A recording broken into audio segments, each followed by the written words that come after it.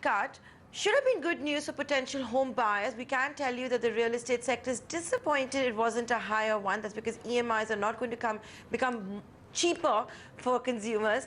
But, you know, your dream home in Maharashtra is still going to cost a lot more, and that's because the state government has decided to hike the ready reckoner rate, which is the base rate for property transactions.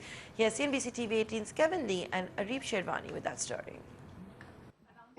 Governor Rajan may be nudging banks to lower lending rates, but this may not make homes cheaper in Maharashtra. That's because in a move that pretty much nullifies cheaper loans, the Devendra Fadnavis government has hiked the base rate applicable on property transactions. The ready reckoner rate is an indicator of rising real estate prices across the state. This is why developers did not want an increase in the ready reckoner rate this year because Maharashtra's real estate market has been stagnant for some time.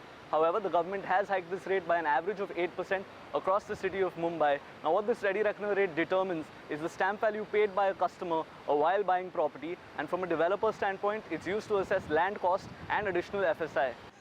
Market prices may not have gone up, but the state has found the headroom to hike ready reckoner rates because in most parts of the state, this rate is still 15 to 20% lower than market prices.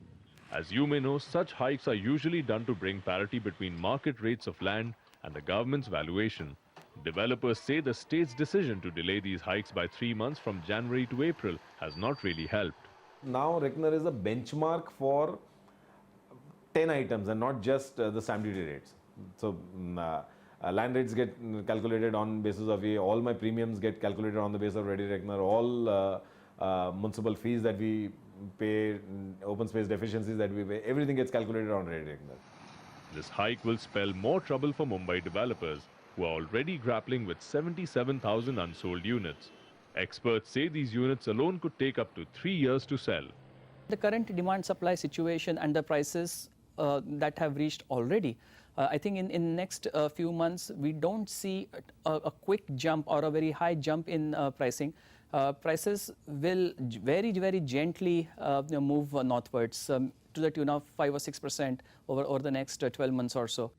Of course, the state government argues that a hike in ready reckoner rate will bring down the black money component in property transactions by narrowing the gap between transaction rates and registered rates. But that's not of any real comfort to a real estate sector that's struggling to stay afloat. In Mumbai with Kevin Lee, Areeb Sherwani.